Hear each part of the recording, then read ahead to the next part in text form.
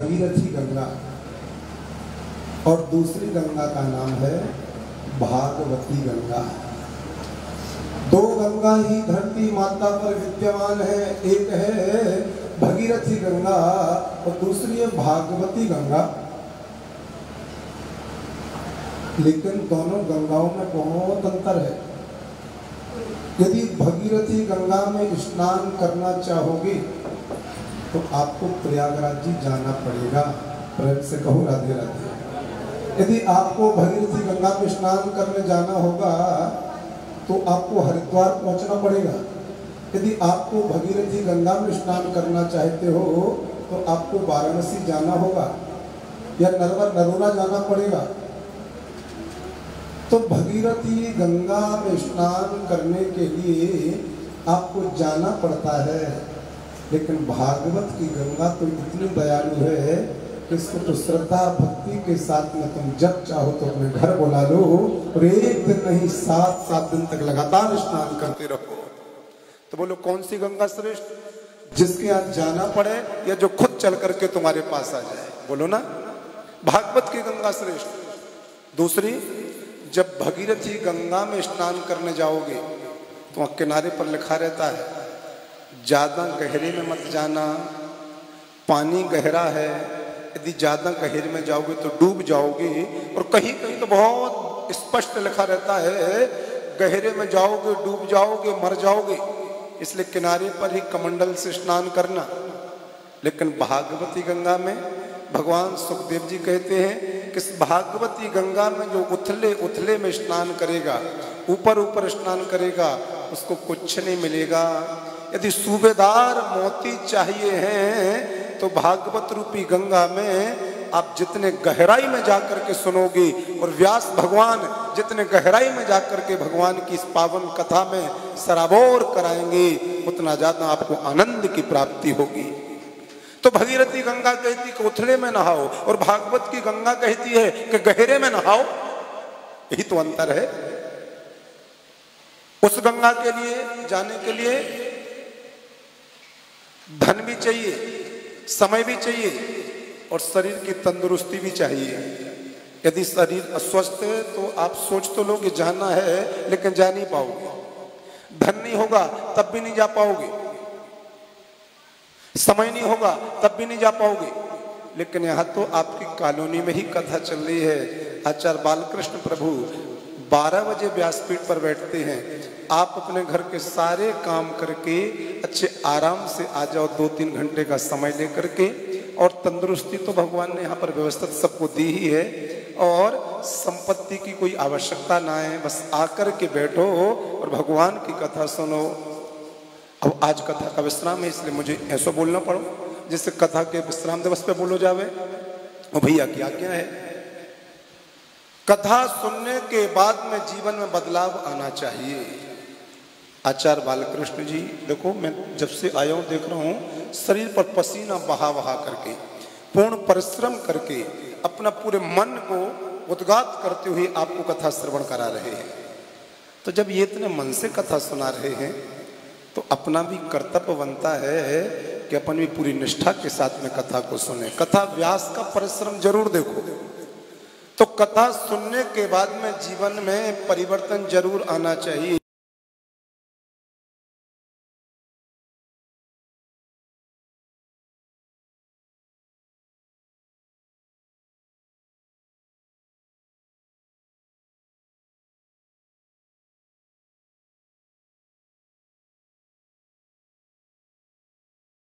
हो जिसका चरित्र बदल गया हो उसको भागवत जरूर सुनना चाहिए। और ऐसे संत महापुरुषों के कृपा पात्र आचार्य बालकृष्ण से ही कथा को श्रवण करना चाहिए। ये परंपरागत कथा व्यास है, इनके बड़े भैया कथावाचक और वही विद्वान मूर्ति कथावाचक जिनका पूरा भारत सम्मान से नाम जानता है, आचार्य राजेश कृष्ण जी। तो ये तो परंपरानुवर्ती कथावाचक हैं। जैसे कि भगवान नारायण से भागवत ब्रह्मा जी को प्राप्त हुई, ब्रह्मा जी से भागवत देव ऋषि नारद जी को प्राप्त हुई, देव ऋषि नारद जी से भागवत कथा असंतुष्ट भगवान वेदव्यास को प्राप्त हुई, वेदव्यास से भागवत अपने पुत्र सुखदेव जी को प्राप्त हुई, सुखदेव जी से भागवत सूत जी को प्राप्त हुई और सूत जी से भागवत 88,000 शौनकाद ऋषियों को प्राप्त हुई और उन 88,000 शौनकाद ऋषियों के प्रचार प्रसार के माध्यम से वंश वंश चलते चलते ये भागवत कथा ऐसे महापुरुषों तक आई और ऐसे महापुरुषों से ये भागवत की कथा हम सब तक पहुंची है प्यारे। तो ये तो परंपरागत कथावाचक है, यदि इनसे कथा नहीं सुनोगे तो किससे सुनोगे? गुरुमुखी कथावाचक है, ये मनमुखी कथावाचक नहीं है।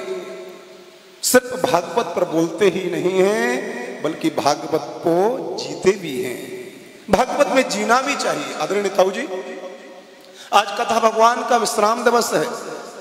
7 दिन के पहले हम जैसे थे, आज कथा को 7 दिन पूरे हो गए, क्या हम आज भी ज्यों के त्यों हैं? बोलो। यदि 7 दिन के पहले जैसे थे, 7 दिन के बाद भी ज्यों के त्यों रहे, तो कथा में आने का, कथा को सुनने का और कथा पंडाल में बैठ कर के आपने कुछ नहीं कमाया। भागवत कथा श्रवण करने के बाद में जब हम घर में सत्यनारायण भगवान की कथा करवाते हैं, तो सत्यनारायण भगवान की जब कथा करवाते तो लास्ट में ब्राह्मण देवता को दक्षिणा देते कि नहीं देते? बोलो जी। तो आज भागवत की भी विदाई है। आज आप लोगों ने 7 दिन कथा सुनी है, आपको भी आचार्य बालकृष्ण की इस पावन व्यासपीठ पर दक्षिणा जरूर देनी पड़ेगी। दक्षिणा दोगे तभी जाकर के कथा आपकी सुनना सफल हो पाएगी। धन दौलत की दक्षिणा नहीं मांग रहा हूं, भगवान ने उनको पर्याप्त बनाया। मैं रोज फोन करके पूछता था कोई आवश्यकता तो नहीं सरकार किसी प्रकार की?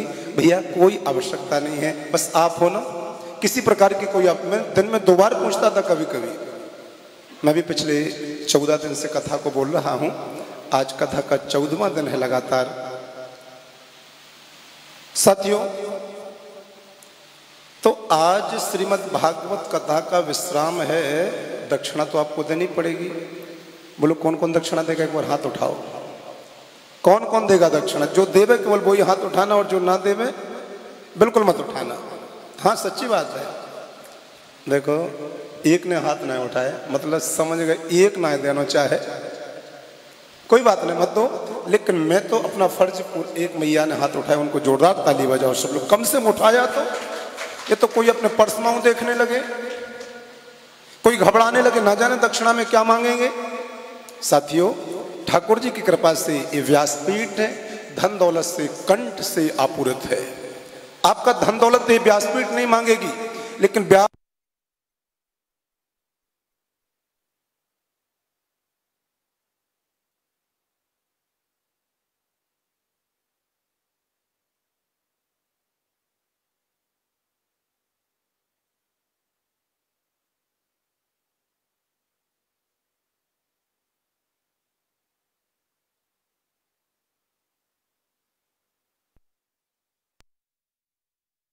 यदि आपके जीवन में 1000 बुराइयां थीं, तो आज श्रीमद् भागवत के विश्राम पर अपने जीवन की एक बुराई को हमेशा के लिए छोड़ के जाना प्यारे। एक बुराई को यदि आपने आज छोड़ दिया, अपने जीवन की एक गंदगी को आपने आज छोड़ दिया, तो मैं मानूंगा कि आपने कथा को सुना है और आप कथा से कुछ प्रसाद लेकर के गए हुए हो। सरकार, एक व्यक्ति गया बद्री विशाल के पंडा जी लोगों ने कहा कि यहाँ जो दर्शन करने आता है, जो पूजन करता है, बाबू कछु न कछु यहाँ छोड़ने पड़े, तुमको छोड़ो। उसने बैगन छोड़ दिया, बोले मैंने आज से बैगन छोड़ दिया। अब वो घर आया, घर में बच्चों ने पूछा, पत्नी ने पूछा, बद्री विशाल के दर्शन हुए? बोले हाँ हुए, बहुत अच्छे हुए। पंडा जी मिले थे? बोले हाँ मिले। बोले पंडा जी ने आपसे कहा छोड़ाओ? बोले उन्होंने तो छोड़ने की कहा था कि यहाँ को छोड़ा जाता है जो दर्शन करने आता है, तभी आपको पूरा फल मिले दर्शन करने को। बोले आप कहाँ छोड़ दिया है? बोले मैंने तो बैगन छोड़ दिए। बोले आपने बैगन क्यों छोड़े? बोले मुझे बैगन अच्छे ही नहीं लगते थे। मुझे बैगन अच्छे ही ना लगे। तो जो चीज तुम्हें अच्छी नहीं लगती है, यदि आपने वो छोड़ दिया तो वो त्याग नहीं है। कल मैंने कथा व्यासपीठ से बोला था धर्म पथिक चैनल पर। ताऊ जी, एक है दान और एक है त्याग। संसार के बहुत सारे लोग, अधिकांश भाई, इन दोनों चीजों को एक ही मान लेते हैं। त्यागी को दानी मान लेते हैं और दानी को त्यागी मान लेते हैं। कल बोला था ना, बहुत सारे लोग कहते हैं जो त्यागी है वही दानी है और जो दानी है वही त्यागी है। लेकिन सत्यता यह है कि त्याग अलग है और दान अलग है, बिल्कुल। और इन त्याग और दान में ठीक वैसे ही अंतर है जैसे जमीन और आसमान में अंतर है। दान किसे कहते हैं? दान अपनी सबसे प्रिय वस्तु का दिया जाता है। दान जो तुम्हारी सबसे प्रिय वस्तु हो, जैसे राजा दशरथ ने दान किए थे प्रभु राम के लिए। किसके लिए? गुरु विश्वामित्र के लिए। भगवान राम राजा दशरथ के प्राण थे, मानस में लिखा है अयोध्या कांड में, लेकिन उन्होंने दान किए थे। तो दान करने के लिए सबसे प्यारी वस्तु चाहिए पड़ती है, एक बात। और दान के लिए दो लोग चाहिए पड़ते हैं, एक देने वाला और दूसरा लेने वाला। यदि देने वाला होगा, लेने वाला नहीं होगा तो दान जाएगा कहाँ? तो दान के लिए दो लोग चाहिए, एक देने वाला चाहिए और एक लेने वाला चाहिए। लेकिन त्याग के लिए त्याग कोई अच्छी वस्तु नहीं त्यागी जाती। जो वस्तु आपके जीवन को बड़ी विडंबना पैदा कर रही हो, परेशानी पैदा कर रही हो, दुख पैदा कर रही हो, उसको छोड़ दिया जाता है। अपन कहते हैं ना, वो बहुत परेशान कर रहा था, मैंने उसके लिए छोड़ दिया। तो छोड़ा बुरी वस्तु को जाता है और छोड़ने के लिए व्यक्ति अकेला ही सामर्थ्यवान है। इसलिए आप अपने जीवन की एक बुराई को छोड़ करके आज श्रीमद् भागवत कथा के चरण में जरूर जाना, वृंदावन के भगवान बांके बिहारी के चरण में जरूर जाना। क्योंकि यदि आप एक बुराई, एक गंदगी, एक पाप आप यहाँ छोड़ करके जाओगे तो निश्चित है कि एक अच्छाई भी आप अपने घर को लेकर के जाओगे। इतना कहता हुआ वाणी को विश्राम। और व्यासपीठ पर विराजमान हमारे लाडले और मेरे अत्यंत प्रिय भ्राता बालकृष्ण प्रभु को मेरा वंदन। आप सभी कथा कराने वाले भक्तों को मेरा सादर प्रणाम, वंदन। और आप सब लोग सूत चिरंजीव। जब श्रीमद् भागवत कथा पूरी हो गई तो 88,000 शौनकादि ऋषियों ने दोनों हाथों से 12 वर्ष के सूत जी को आशीर्वाद दिया। शौनकादि ऋषि कथा सुनाने वाले थे, सूत जी महाराज कथा सुनाने वाले थे और शौनकादि ऋषि कथा सुनने वाले थे। लेकिन जब सूत जी महाराज जी ने पूरी कथा शौनकादियों को सुनाई तो सूत जी महाराज जी को सभी ऋषियों ने आशीर्वाद दिया, हे सूत जी महाराज, आप दीर्घजीवी भव। क्यों? यदि आप लंबे समय तक दीर्घजीवी रहोगे, आप लंबे समय तक जीवित रहोगे तो आप धर्म का प्रचार करते रहोगे।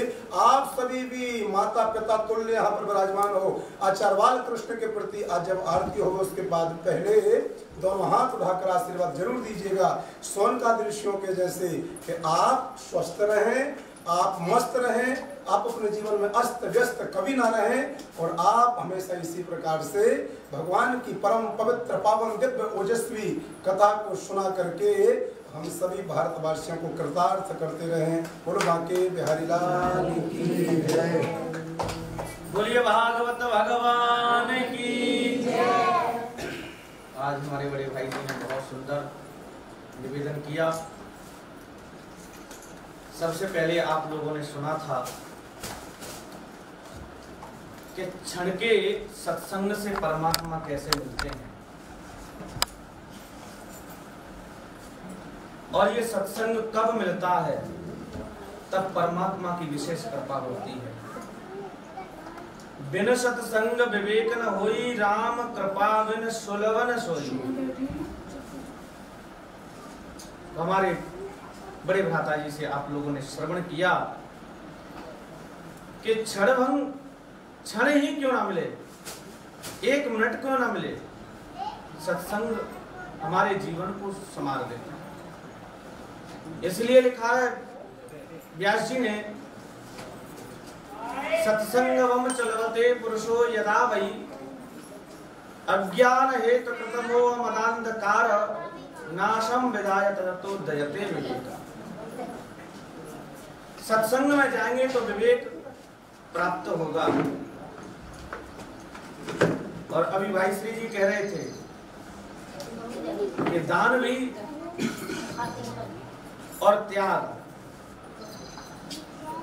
दान करना और त्याग करना कब आएगा? जब किसी सद्गुरु का मार्ग हमें प्रशस्त करेगा, उस सत्संग में जाएंगे। और जब तक उस सत्संग में हम नहीं जाएंगे तब तक ये ज्ञान की प्राप्ति नहीं होगी।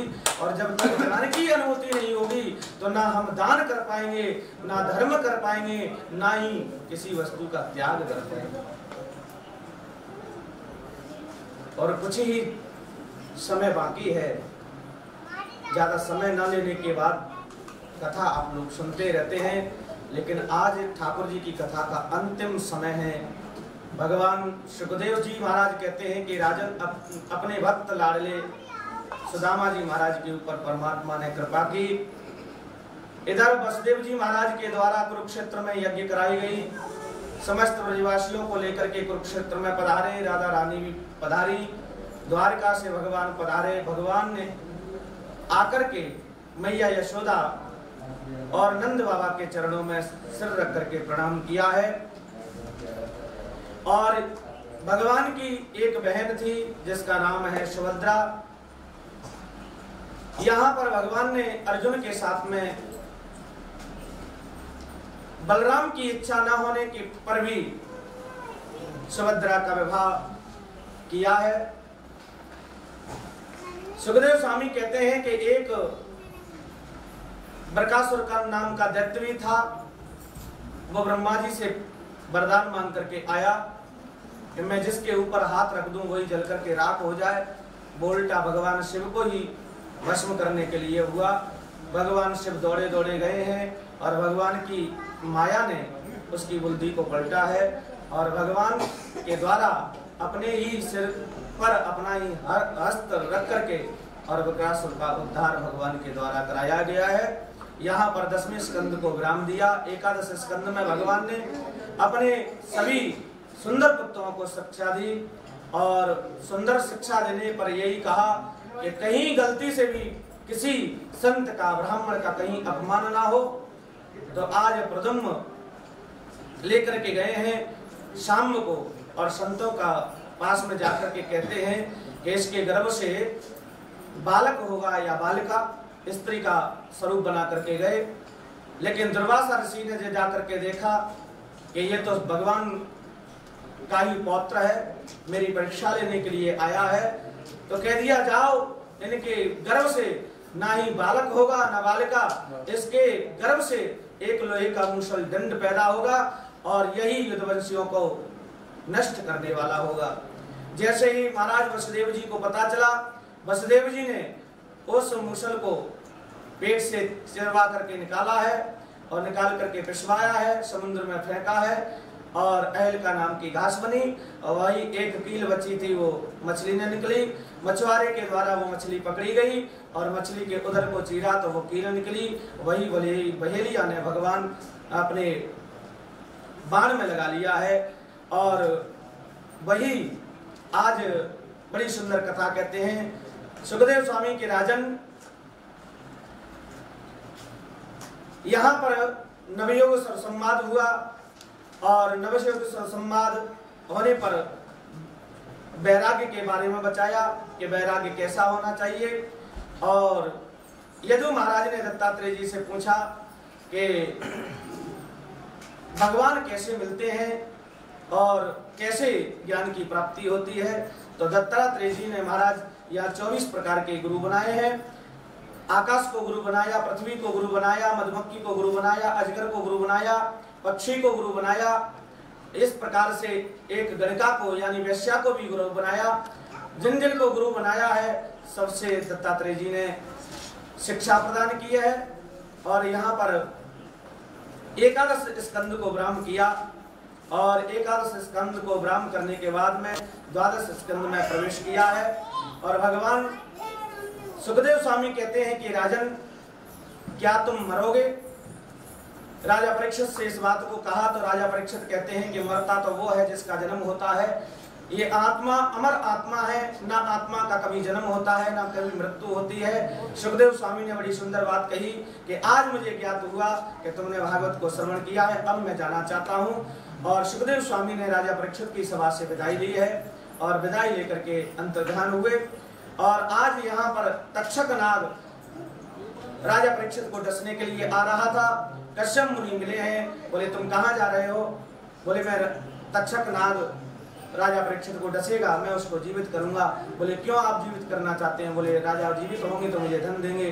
तो आज तक्षक नाग ने अपनी तेजोमणि देकर के और कश्यप मुनि को विदा किया है। और तक्षक नाग सूक्ष्म रूप पुष्प में रख करके आया और राजा परीक्षित को डस लिया और डसने से मृत्यु हुई। और जन्मे जने सर्वश्रेष्ठी काम में यज्ञ किया है।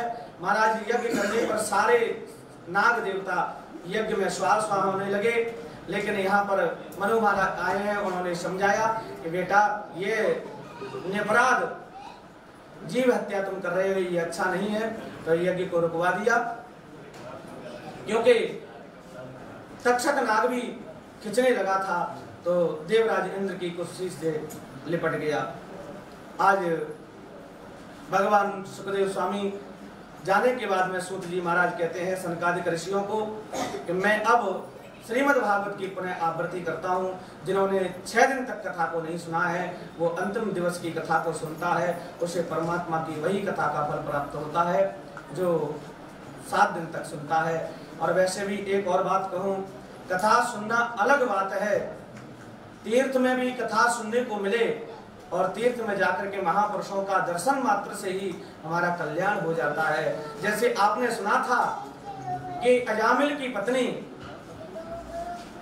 जब संत महापुरुषों का दर्शन किया तो संत महापुरुषों के दर्शन से उसके पाप क्षीण होकर के कहा कि प्रभु मैं आपके प्रसाद बनाने लायक नहीं हूँ, लेकिन आप सूखी सामग्री ले सकते हैं। ठीक उसी प्रकार से आज संत महापुरुषों का दर्शन कर लेना ही हमारे पाप की निवृत्ति करता है।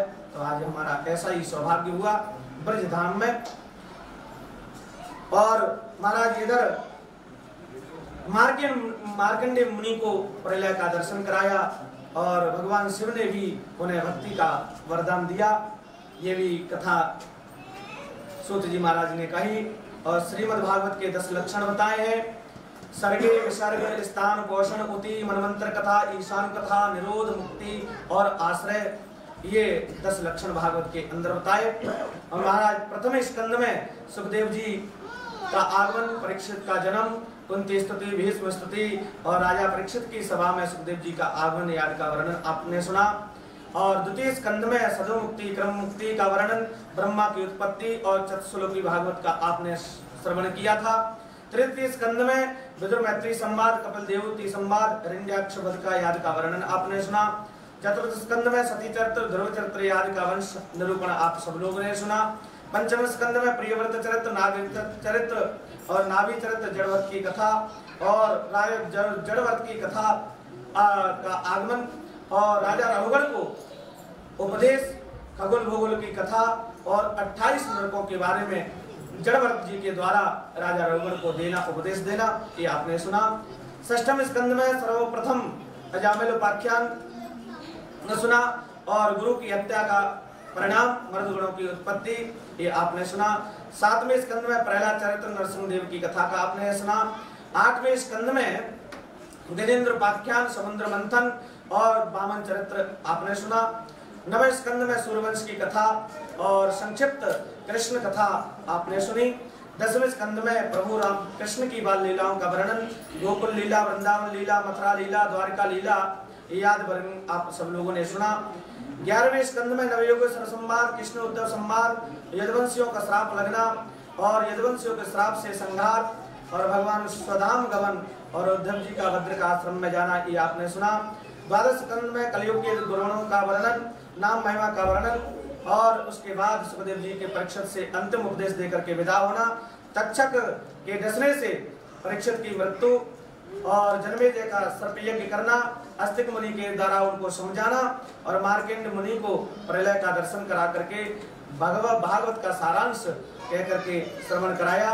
और अंत में कहते हैं कि केवल और केवल अगर भगवान को प्राप्त करना चाहते हो तो इस कलिकाल में केवल नाम संकीर्तन ही भगवान की प्राप्ति का आश्रय है। इसलिए मेरे साथ में बड़े भाव और श्रद्धा के साथ में गाएंगे और श्रवण करेंगे। नाम संकीर्तनम यस्य सर्व पाप प्रणाशनम प्रणामो दुःख शमनम तम नमामि हरे परम। नाम संकीर्तनम यस्य सर्व पाप प्रणाशनम प्रणामो दुःख शमनम तम नमामि हरे परम। नाम संकीर्तनम यस्य सर्व पाप प्रणाशनम प्रणामो दुःख शमनम तम नमामि हरि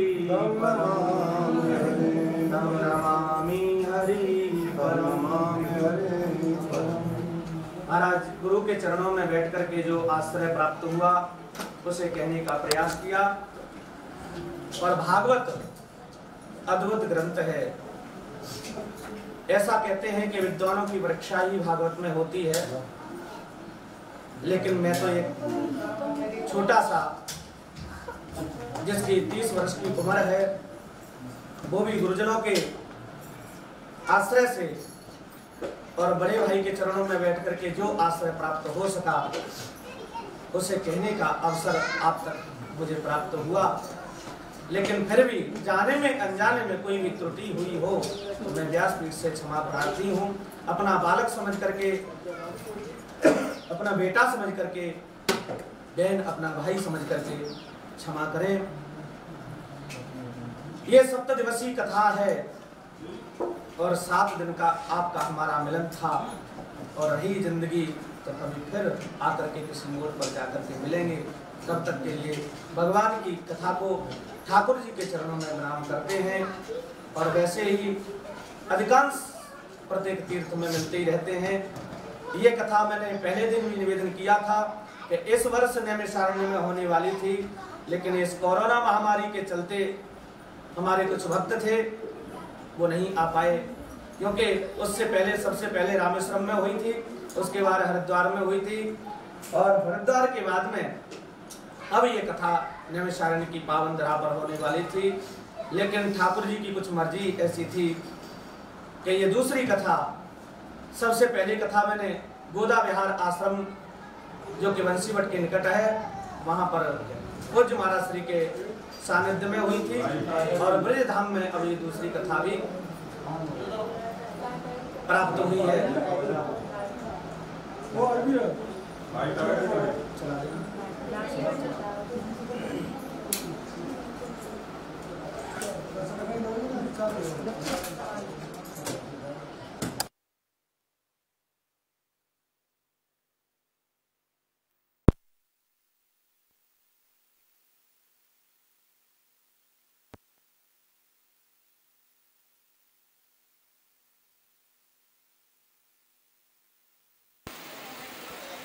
खोल लेना उसको, क्या है। श्री राधे बोलो वृंदावन विहारी लाल की। बड़े सौभाग्य का विषय है कि आज हमारा अंतिम दिवस, कथा का विश्राम दिवस। तो एक बात और जानकर के बड़ा हर्ष होगा, जैसे भाई श्री के चरणों में बैठ करके हमें जो आश्रय प्राप्त हुआ, ऐसे ही हमारे 2 सुपात्र भतीजे हैं, उद्धव और माधव। बड़ा सुंदर, कहते हैं ना किसी चीज का दुर्भाग्य भी नहीं अपितु सौभाग्य भी प्राप्त होता है। आज सीबीएसई बोर्ड स्कूल में दोनों बालक पढ़ते हैं। शायद ये कोरोना महामारी नहीं होती तो शायद ही उन्हें अभी संगीत का आश्रय नहीं मिलता। ये कोरोना जब हुआ तो आज हमारे सुपात्रों को, दोनों भतीजों को प्राप्त हुआ, तो आपके मध्य वो आए हुए हैं तो उनकी इस पवित्र वाणी को आप लोग 2 मिनट सुनेंगे, उसके बाद में हम आरती भी करेंगे। आपको भी हर्ष होगा कि पिताजी और चाचा जी तो गाते ही हैं, लेकिन उनके सुपात्र भी कितना सुंदर गाते हैं। ये बहुत आनंद का विषय होगा और हृदय से अनुभूति होगी। तो आज हमें सौभाग्य प्राप्त हुआ है।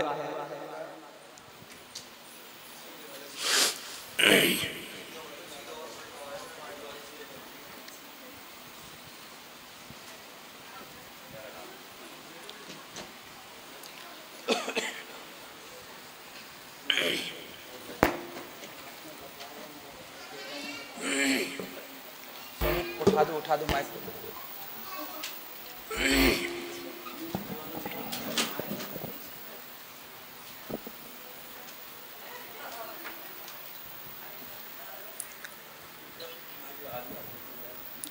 देखो, एक तो केवल माइक से गाया जाता है, लेकिन स्वयं हारमोनियम बजा करके बड़ा सुंदर रागबद्ध गाते हैं।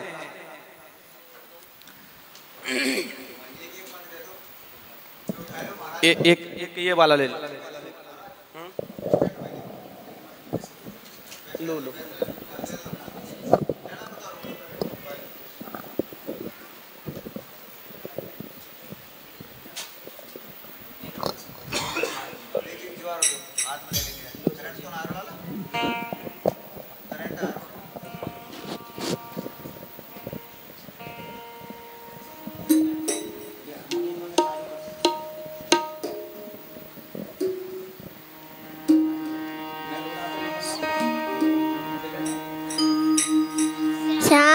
चंदा है श्यामा चकोरी, बड़ी सुंदर है दाना की जोड़ी।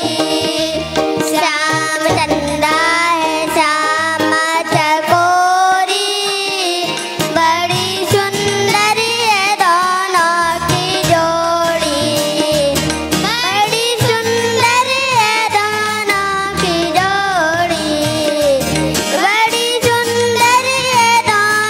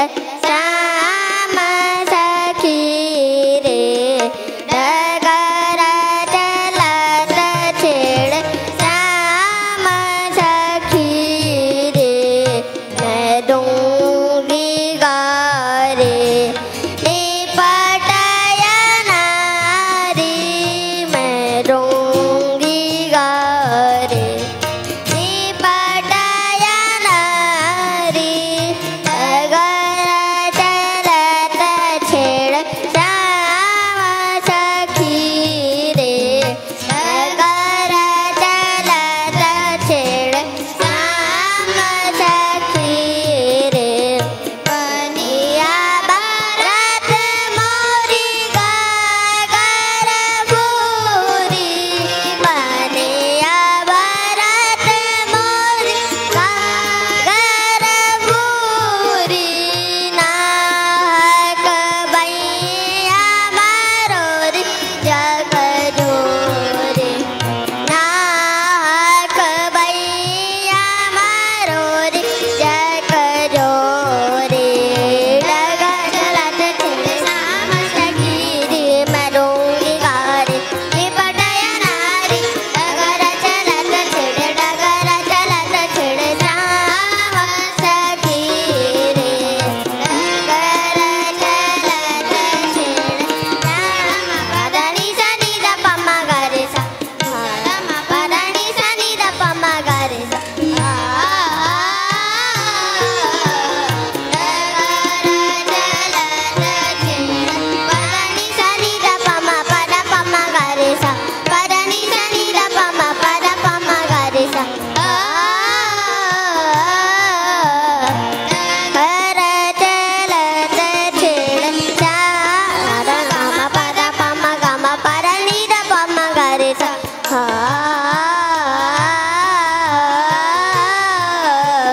डगर चलत छेड़ श्याम सखी रे चलत छेड़ श्याम छेड़ श्याम सखी रे डगर चलत छेड़ चलत छेड़ डगर चलत छेड़ श्याम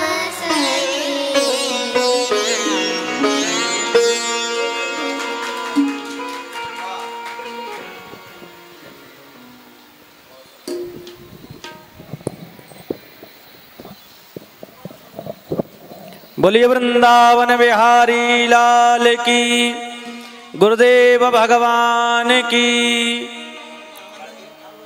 व्यासपीठ से बहुत बहुत शुभकामनाएं, बहुत बहुत शुभ आशीर्वाद। आपने भजन भी सुना और सुंदर रागों की बंदिश भी आप सब लोगों ने सुनी। कितना सुंदर भाव है। आइए हम सब लोग खड़े होकर के आरती करेंगे। बड़ी सुंदर आरती है।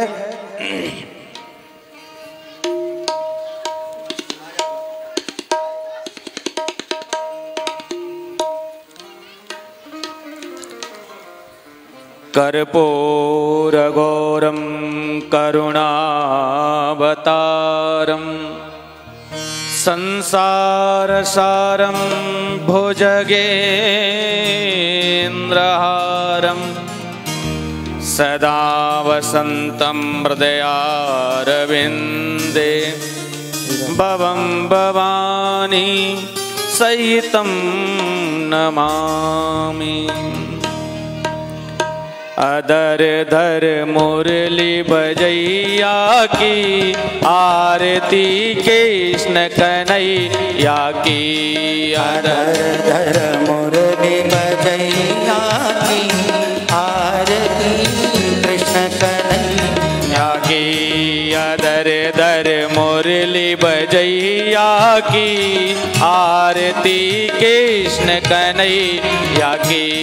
अदर धर मुरली बजैया की आरती कृष्ण कन्हैया की। कृष्ण कृष्ण तुम मथुरा जन्म लियो, नंद घर मंगलाचार कियो। कृष्ण तुम मथुरा जन्म लियो, नंद घर मंगलाचार कियो। यशोदा गोद खिलैया की, आरती कृष्ण कन्हैया की। धर धर मुरली बजैया की, आरती कृष्ण कन्हैया की। कृष्ण तुम यशोदा के छैया, श्याम संग बलदाऊ भैया। कृष्ण तुम के छैया, श्याम संग बलदाऊ भैया। ये बन बन गऊ चरैया की, आरती कृष्ण कन्हैया की। दर दर मुरली बजैया की, आरती कृष्ण कन्हैया की। कृष्ण तुम अर्जुन के प्यारे, श्याम तुम भक्तन रखवारे। कृष्ण तुम अर्जुन के प्यारे, श्याम तुम भक्तन के प्यारे। द्रौपदी लाज बजैया की, अदर दर मुरली बजैया की। आरती कन्हैया की, अदर दर मुरली बजैया की। कृष्ण तुम कंसासुर मार्यो, भार भूमि को उतारो। कृष्ण तुम कंसासुर मार्यो, भार भूमि को उतारो। ये काली नागिन तैया की, आरती कृष्ण कन्हैया की। धर धर मुरली बजैया की, आरती कृष्ण कन्हैया की। आरती करता भक्त समाज, आरती गावे जो निष्काम। आरती करता भक्त समाज, आरती गावे जो निष्काम। कथा सुन नित्य कन्हैया की, आरती कृष्ण कन्हैया की। अधर धर मुरली बजैया की, आरती कृष्ण कन्हैया की। आरती करते परमानंद, के मन में होता अति आनंद। आरती करते परमानंद, के मन में होता अति आनंद। शीश धर मोर धरैया की, आरती कृष्ण कन्हैया की। अदर धर मुरली बजैया की, आरती कृष्ण कन्हैया की। अदर दर मुरली बजैया की, आरती कृष्ण कन्हैया की। अदर दर मुरली बजैया की, आरती कृष्ण कन्हैया की। अदर दर मुरली बजैया की, आरती कृष्ण कन्हैया की। अदर दर मुरली बजैया की, आरती कृष्ण कन्हैया की।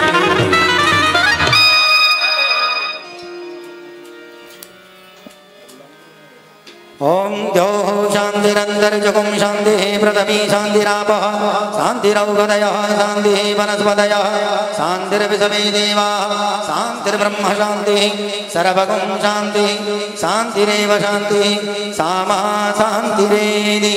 हस्ते पुष्पाणि गृहीत्वा मन्त्रपुष्पाञ्जलिं। हरि ओम।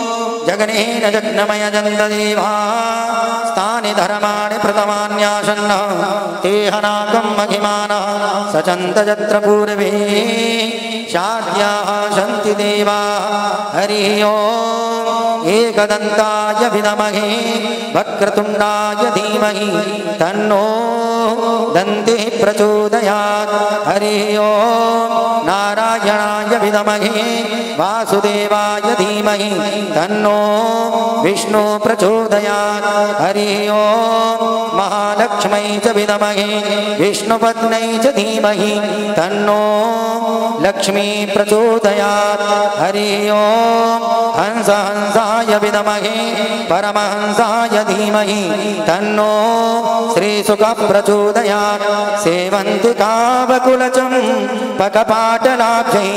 पुण्णागजातिकरवीररशालपुष्पये बिलवप्रबालतुलसी दलमञ्जरीभिः त्वां पूजयामि जगदीश्वर मे प्रसीद त्वमेव माता च पिता त्वमेव बन्धुश्च सखा त्वमेव विद्या द्रविणं त्वमेव सर्वं मम देवदेव नानासुगन्धि पुष्पाणि यथा कालोद्भवानि च पुष्पाञ्जलिर्मया दत्त गृहाण परमेश्वर ॐ पुराणपुरुषोत्तमाय नमः मन्त्रपुष्पाञ्जलिं समर्पयामि बोलिए भागवत महापुराण की वृंदावन बिहारी लाल की श्री वेदव्यास जी महाराज श्री सुखदेव जी महाराज आज के आनंद की जय जय श्री राधे जय जय श्री राधे जय जय श्री राधे।